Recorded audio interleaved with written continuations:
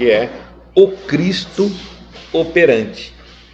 E agora vem uma coisa muito interessante, né? Porque lugar deserto, a gente descobre onde a gente vai encontrar o Cristo, onde Ele está nos esperando em nosso coração. E aí vem o Cristo operante. Olha só que interessante. Vamos primeiro ler, depois a gente volta comentando. Paulo, carta de Paulo a Gálatas, capítulo 2, versículo 8. Porque aquele que operou eficazmente em Pedro para o apostolado da circuncisão, esse operou também em mim com eficácia para com os gentios. Paulo estava falando com Pedro também, né? Mostrando essa comparação entre ele e Pedro. A vaidade humana sempre guardou a pretensão de manter o Cristo nos círculos do sectarismo religioso. Mas Jesus prossegue operando em toda a parte onde medre o princípio do bem.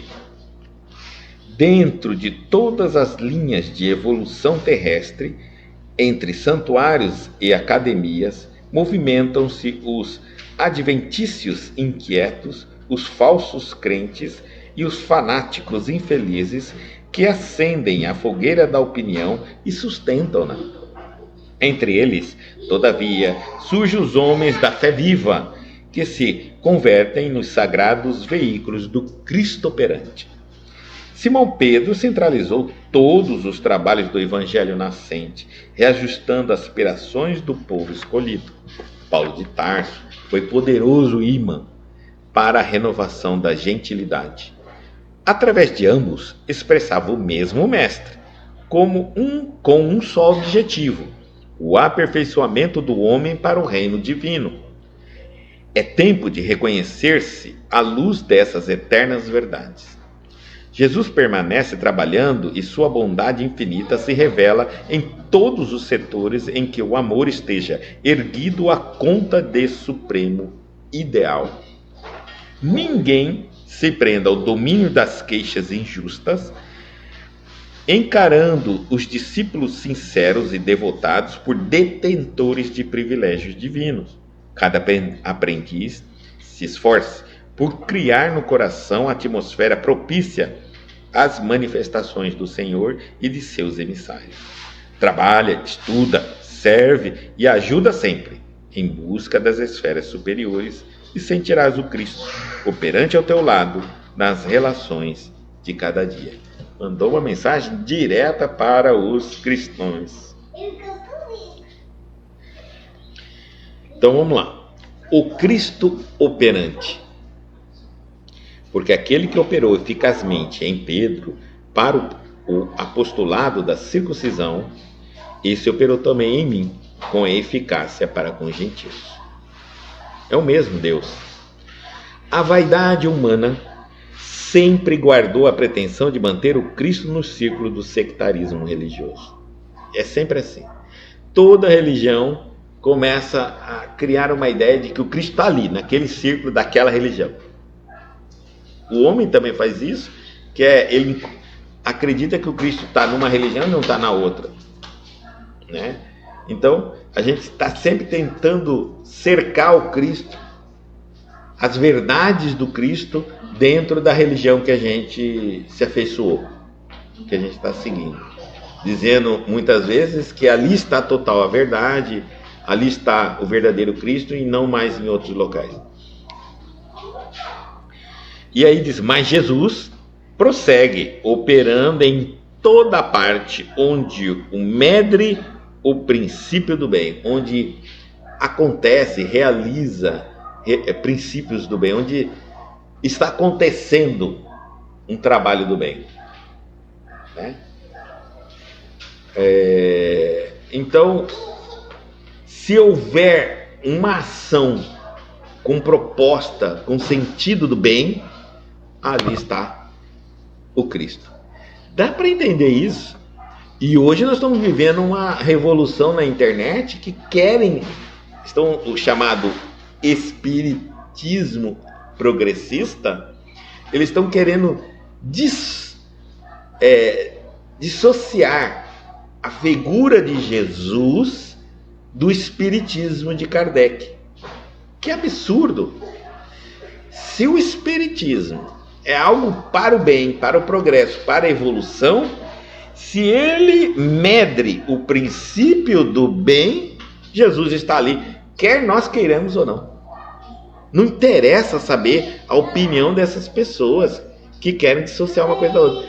Inclusive eles falam que quem atrelou o espiritismo a Jesus foi Chico Xavier, Divaldo Franco, esses espíritas que anelam o evangelho ao espiritismo, sendo que Kardec lançou o evangelho segundo o espiritismo, mostrando que a doutrina é atrelada ao Cristo.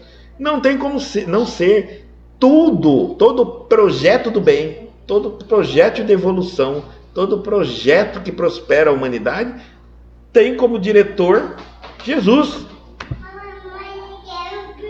Aí alguns vão dizer, mas isso aqui é ciência, a ciência não tem... Lógico que tem Jesus. Se a ciência é uma evolução para o bem, é Jesus. O uso da ciência, aí fica a cargo do ser humano, né, gente?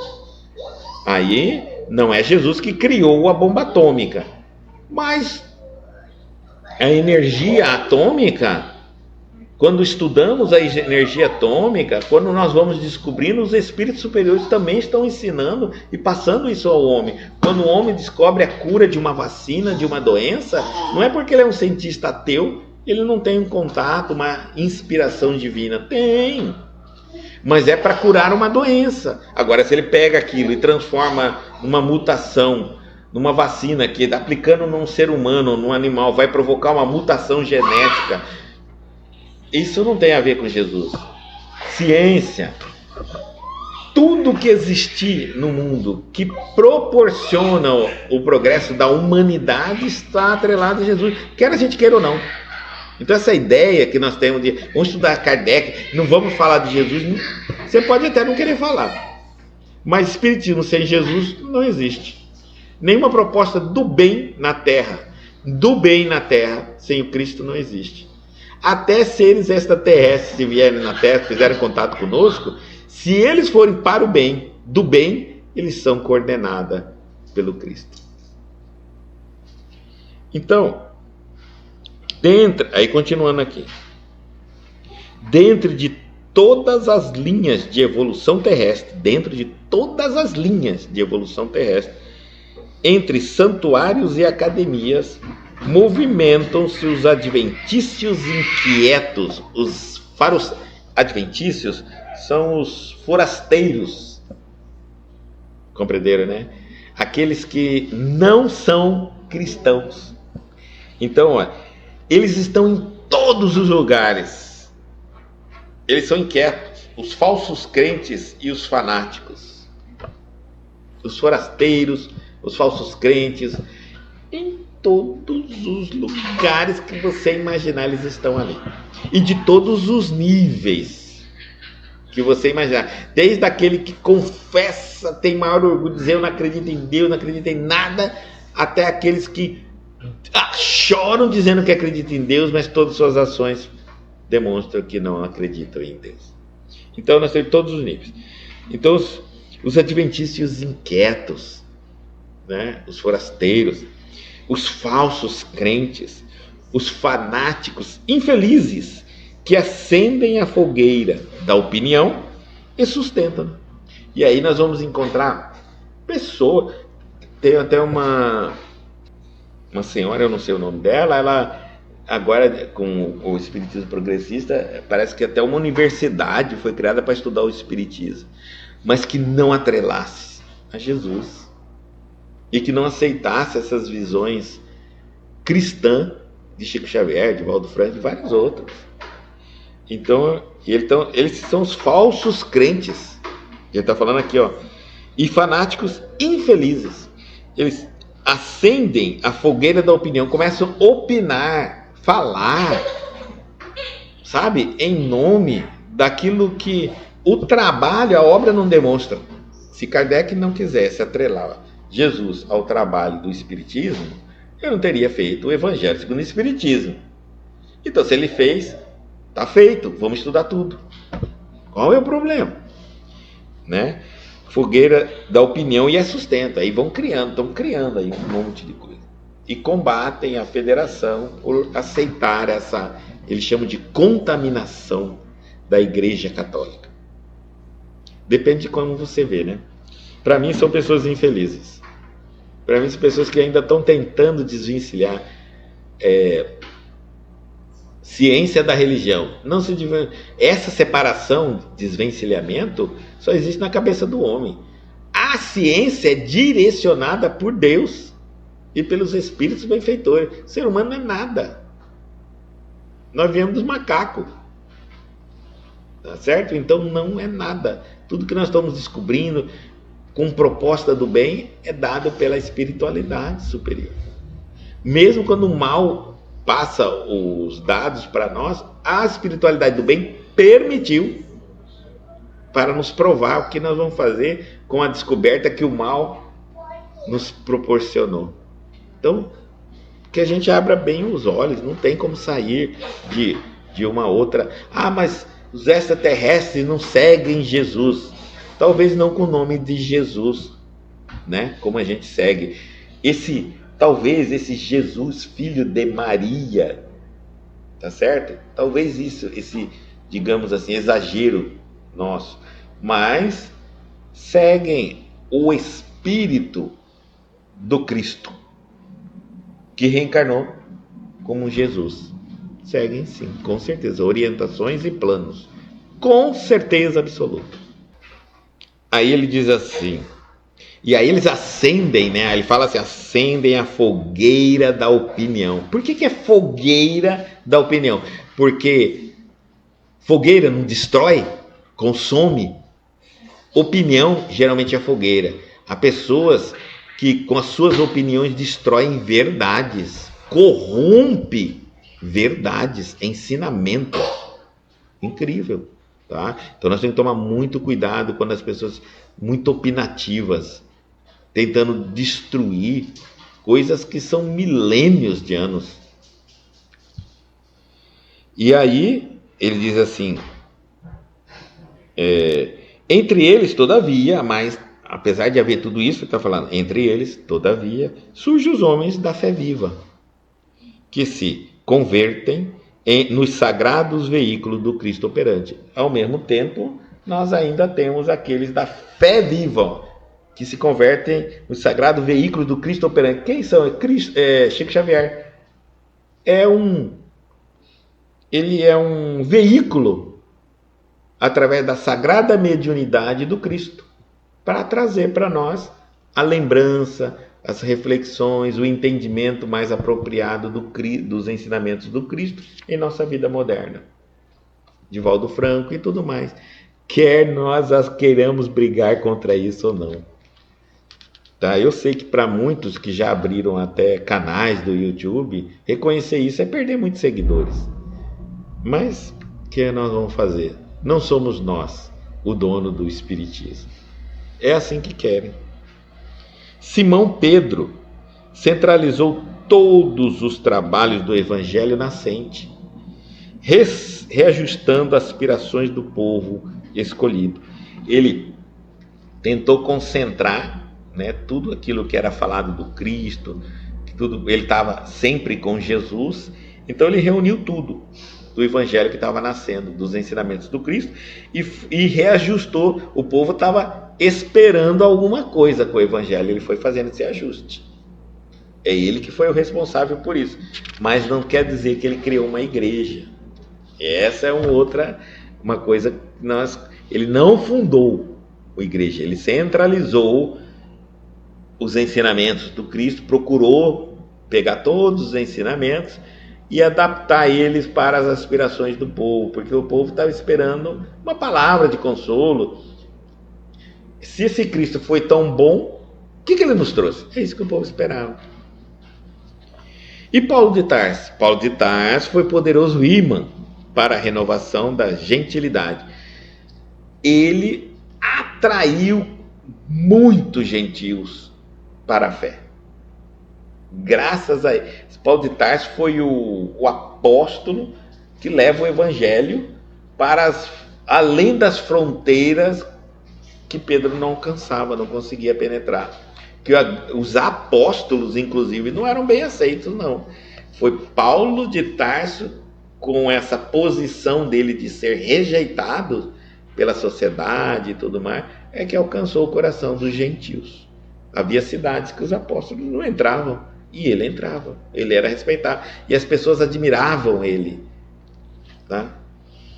Através de ambos, está continuando a lição, né? Através de ambos expressava-se o mesmo mestre. Tanto do mestre de Paulo, o Cristo de Paulo e o Cristo de Pedro eram os mesmos. O que Pedro falava da experiência particular dele, do convívio dele com Jesus, ele teve em todos os fenômenos com o Cristo, e Paulo de Tarso não teve, mas Paulo de Tarso conseguiu atrair os gentios. Ele era para os gentios aquele que se converteu sem ter convivido com Jesus. Na cabeça dos gentios, aquele povo era assim: se uma pessoa que não acreditava no Cristo, que perseguia os cristãos, não conviveu com Jesus, não conheceu Jesus, se converteu daquela fé, então esse Cristo deve ser alguém muito especial. É isso que Paulo de Tarso trouxe para a comunidade dos gentios, que os apóstolos não conseguiam, que para os gentios, esse cara aí já era dessa fé, fica defendendo, esse cara é fanático, esse é isso e aquilo. É isso. Paulo de Tarso era o contrário. Enquanto que para muitos os apóstolos falharam após o convívio com Jesus, um traiu, um renegou, outro duvidou, outro ficava o tempo todo, não tinha certeza da sua fé, outro era muito medroso, e etc. Cada um tem seus defeitos. Paulo de Tarso não, ele errou antes de converter. Depois que ele converteu, ele não errou mais. Então ele era o oposto dos apóstolos, tá certo? Então, através de ambos, expressava-se o mesmo mestre, com um só objetivo: o aperfeiçoamento do homem para o reino divino. Aperfeiçoamento do homem, não o aperfeiçoamento do planeta. Nós estamos hoje focados muito quando que a Terra vai evoluir. Esquece. Quando o homem evoluir, a Terra consequentemente evoluirá. É tempo de reconhecer-se à luz dessas eternas verdades. Aqui ele dá um chamado para nós que estamos estudando, lendo, que somos cristãos. Já é tempo, já chegou o tempo, é agora, é já. Está na hora de reconhecer a luz dessas eternas verdades, de entender o que elas estão dizendo, de querer, de saber exatamente o que elas estão falando. Jesus permanece trabalhando e sua bondade infinita se revela em todos os setores em que o amor esteja erguido à conta de supremo ideal. Aonde quer que você imagine, até naquele lugar que você fala que não quer o Cristo, que não aceita o Mestre ali, porque você não acredita nele, mas você está fazendo algo para o bem da humanidade, ele está ali. O Cristo não se preocupa com a nossa opinião. Se você está trabalhando para o bem, se você está fazendo algo correto, ele está ali. Quer você aceite ou não. Ninguém se prenda ao domínio das queixas injustas. Que ninguém fique parado nas queixas, encarando os discípulos sinceros e devotados por detentores de privilégio divino. Ou seja, ele está falando, olha, para de ficar dizendo que Pedro, que os apóstolos, que os médios, que os bispos, que os padres só fazem o bem porque eles são detentores de privilégios. Ele está falando assim, tá vendo? Ninguém se prenda ao domínio de queixas injustas, encarando os discípulos sinceros e devotados por detentores de privilégios. Não vem com essa ideia de que, se eu fosse médio eu faria tal coisa, se eu fosse padre eu faria tal coisa, se eu fosse freira, se eu fosse bispo, se eu fosse monge, se eu tivesse algum dom, eu seria também devoto de Jesus ou seguidor do Cristo. Devoto não, seguidor do Cristo, estudante do... Não, está falando assim, para com essas queixas injustas. Aí ele vai falar, cada aprendiz se esforce para criar no coração a atmosfera propícia às manifestações do Senhor e de teus emissários. Então, ninguém tem privilégio, médio, padre, pastor, bispo, padre, arcebispo, freira, monge, seja o nome que a gente der. Ninguém, tá? Trabalhadores do Cristo, ninguém. Cada um vai ter que se esforçar para criar no coração. Não é fora do coração. Não adianta você criar uma sala na sua casa com tapete de tal cor, com vela, com um lugar onde você fica de joelho. Não é aqui fora, é aqui dentro do seu coração. Então se esforce para criar dentro do teu coração. Foi isso que a mensagem anterior já falou. Dentro do coração, esse lugar deserto, dentro do teu coração. Se esforce para criar ali discípulos sinceros, devotados. Cada aprendiz se esforça para criar no coração a atmosfera, o ambiente. Como que eu vou criar uma atmosfera no meu coração? Não carregando mágoa, raiva, ódio, culpa, não ficando desequilibrado, tristeza. Tem que estar, a atmosfera tem que ser asepsiada, tem que ser adequada para que haja uma manifestação de amor do Cristo ou dos emissários dele. Aqui está claro, ó, a atmosfera propícia à manifestação do Senhor e de seus emissários. Trabalha, ele continua. Aí o que ele vai falar? As etapas, tudo que você precisa fazer. O que eu preciso fazer? Primeiro trabalhe, faça a reforma íntima, né? Depois, e faça todas essas atitudes em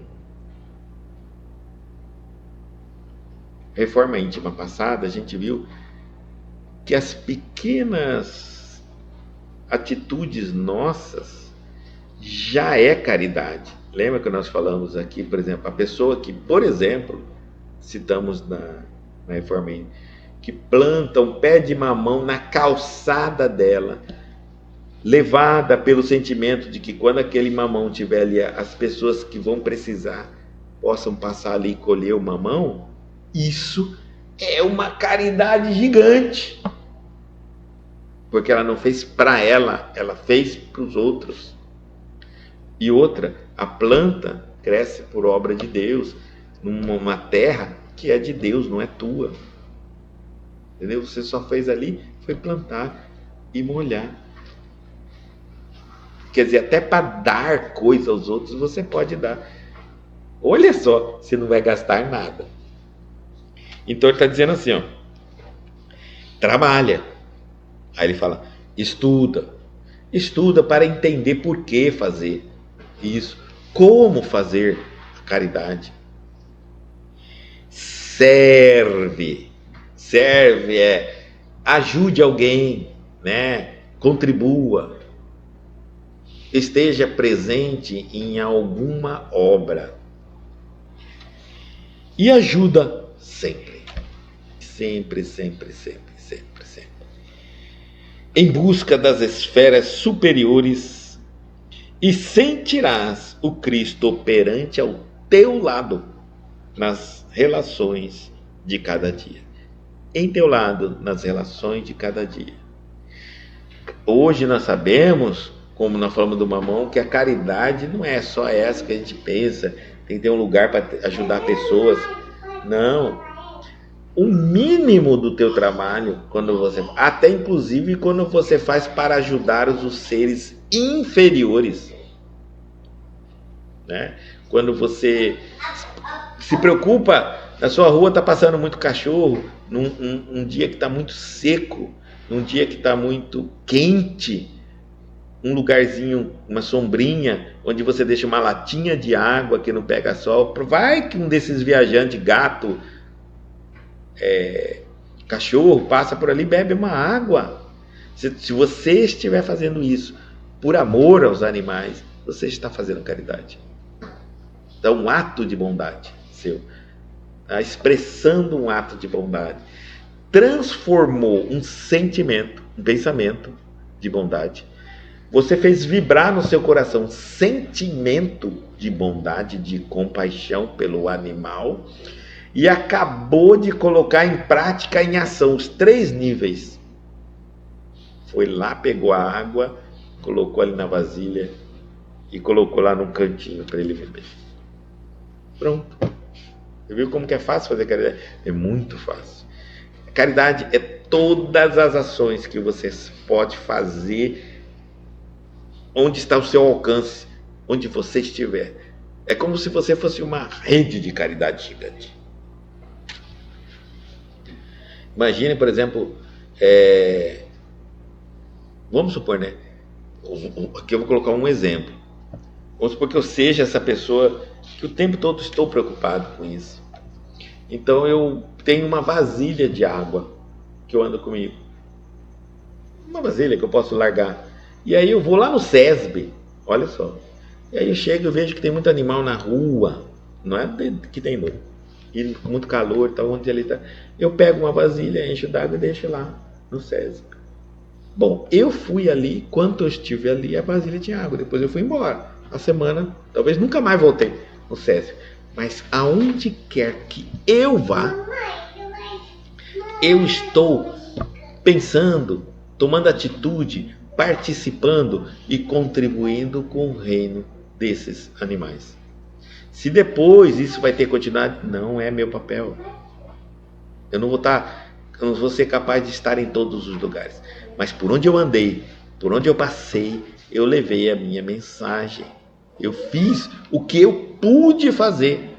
Não adianta eu passar anos sem fazer nada, esperando uma condição, um dinheiro que chega, um terreno que não sai, uma construção que não termina, um grupo que não forma, um não sei o que, um monte de condições que me congelam e eu não faço nada.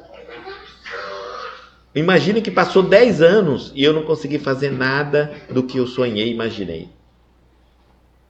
E o outro do meu lado, por 10 anos, está fazendo as pequenas gotinhas, uma garrafa, uma vasilha que ele deixa de água ali na fora, um pé de não sei o que. Às vezes ele bateu palmas porque tinha um terreninho na calçada, ele falou assim, eu posso plantar aqui? Aí a pessoa falou assim, mas eu não vou cuidar. Não, eu cuido. Posso plantar na sua calçada também? Pode. Estou fazendo isso, vai fazendo aquilo, vai fazendo... Por 10 anos esse já fez. E você ainda está, mas não formou um grupo, não tem um lugar para fazer, não tem um terreno, não ganhei um dinheiro, não teve tempo para estudar, não sei no que. Então nós estamos, um fica criando empecilho para fazer e o outro faz como dá o quanto tempo ele existe. Daqui 10 anos os 2 morreram. Aí a gente vai falar assim, a gente vai no inferno, diz que entrevistar as pessoas que estão no inferno, todo mundo dá entrevista, não, sabe o que aconteceu? Estava tudo certo, eu já ia começar a fazer caridade, mas a morte me pegou. Não, eu estava esperando aposentar e morri antes. Não, o dinheiro que ia sair da justiça não saiu. O outro, eu estava esperando me curar, mas a cura não veio. Mas tudo, diz que de boas intenções, o inferno está cheio. Ninguém se pega ali que não tem uma alma boa, um projeto maravilhoso de caridade e de auxílio, só que nunca pôs em prática. No céu só está aqueles que botaram em prática. Aí você vai atrás, você vai pegar São Francisco de Assis, que acudia os animais, selvagem, que ajudava aquela comunidade pequenininha. A obra de São Francisco de Assis não atingiu nem o tamanho da Bahia de Divaldo Franco. Compreenderam? É o que faz. É o constante de fazer. Imagine que milhões de cristãos começam a fazer um pouquinho cada um. O mundo muda, o mundo se transforma. É muito bacana. Aqui no CPA tem várias casas que a gente vai andar na calçada, já tem as latas da água, né? Dos animais, assim. Tem até umas que tem até ração. Mas é isso. Porque enquanto você está em ação, você está sendo lembrado, visto por todas as forças. Se você está cuidando de planta, força da natureza que cuida das plantas. Se está cuidando dos animais, pelas forças que cuidam do equilíbrio, do bem-estar dos animais. Se você faz caridade humana, pela força pelos espíritos superiores que cuidam da evolução humana. Enfim, você está sempre amparado, porque você é o que faz, eles irão te proporcionar as condições de fazer. Mesmo quando não proporciona ideal, gente, porque nós temos sempre aquela proporcionar a condição porque era o ideal. Não. Se você colocar ração, por exemplo, na frente da sua casa, com carinho, né? Uma vez por semana. Não tem animal que come uma vez por semana, mas os da rua vão passar por ali, vão comer. Uma vez por semana. Olha que coisa interessante. Uma vez por semana. Aquelas frutas, aquela árvore que às vezes não deu para pegar, as frutas da árvore já servem para alimentar os animais, os passarinhos. Então você não gastou nem sequer a ração. Enfim, gente, tudo isso é caridade. Tá bom?